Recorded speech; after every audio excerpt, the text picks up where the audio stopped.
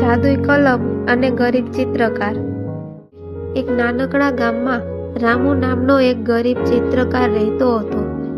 રામુ ખૂબ જ પ્રતિભાશાળી હતો।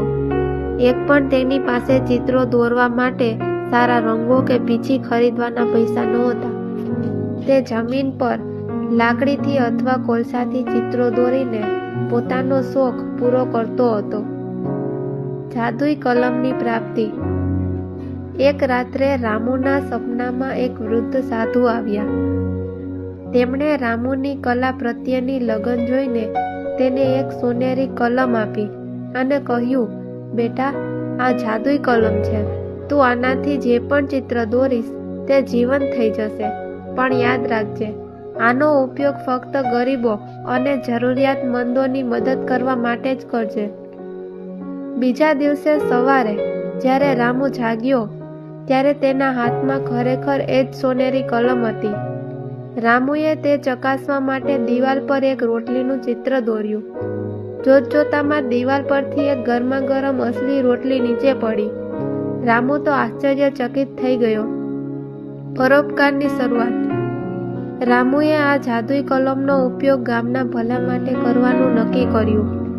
કોઈ ભૂખ્યા માટે તેણે અનાજ દોર્યું, ખેડૂતો માટે ખેતર ખેડવા બળદ દોર્યા, ગામના બાળકો માટે રમકડા દોર્યા। ધીમે ધીમે રામુની આ જાદુઈ કલમની વાત આખા ગામમાં અને પછી રાજા સુધી પહોંચી। રાજાનો લોભ। ગામનો રાજા ખૂબ જ લોભી હતો।